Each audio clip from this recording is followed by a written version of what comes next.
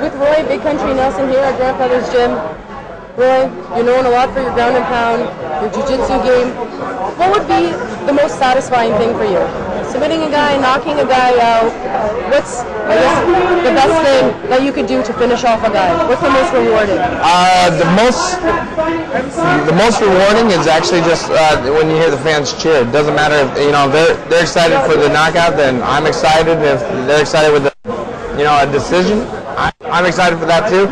If I come out with a submission or a flying triangle or something like that, and they're excited for that, then I'm happy with that too. Nice. A little flashiness, right? That's always good. Sometimes, when I go into fights, I hope the guy just falls down. Nice. Or you could stand and take punches like the Homer Simpson style, right? And just like tire the guy out because you've got a great chin. No, that's not a good plan. No.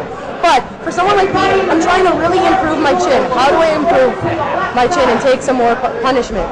I think you'd have to probably talk to mom and dad and say, what'd you give me? It's not one of those things you can kind of, fix.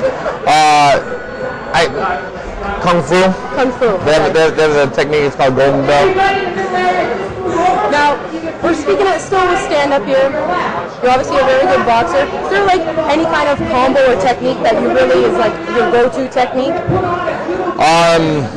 Lately it's been just my right hand, so it's just a one-punch, quitter type thing. Not really, just be active and punch the guy more than he punches you.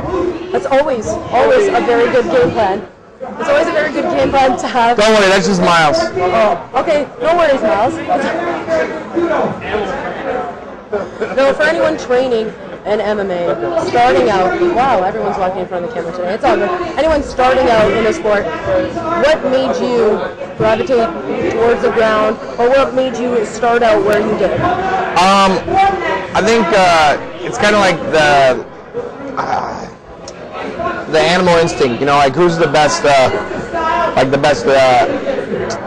what's the word I'm looking for, like lions, they're more grapplers, bears, they're more grapplers, versus like guys that are like, that kind of like swoop in and like just strike.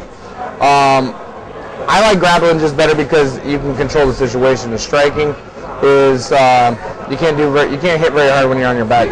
Right, very true, very true. Now, last question. What was it like growing up as a kid? Were you getting into schoolyard fights at recess, and then your parents were like, you know what, we need to teach this kid some discipline. Let's put him in some martial arts or something and keep this kid on the down low. You know what? I was actually one of those, I was a good kid. I was a nerd. I am a nerd now. I think I was just an athlete. That's I played every sport, played baseball, basketball, wrestled. I've just been doing martial arts for 26 years. I think it all depends on your, the mentality you have as a fighter. There's fighters that are, do it to kind of, to relieve some stress. But I do it just because I like to compete. I like to be the better person. Right. Now, what was the most competitive you've gotten in other sports? Baseball and basketball? I've played semi-pro football, baseball. I pretty much I could play. I was going to be a professional baseball player. That was my goal, and then I had a little life turning. I was like, oh, okay, I'm going to do this instead. And I just actually fell into MMA when I started coaching everybody. And what position did you play in baseball? Baseball, I played third base and pitched. Wow, so you're like Evan Longoria. No? Who would you look up to then? Third baseman, who was the guy you wanted to be like? You know what? I'm old school. Wade Boggs. Wade Boggs. Good choice. Very, very good choice. From Roy, Big Country Nelson, thank you so much.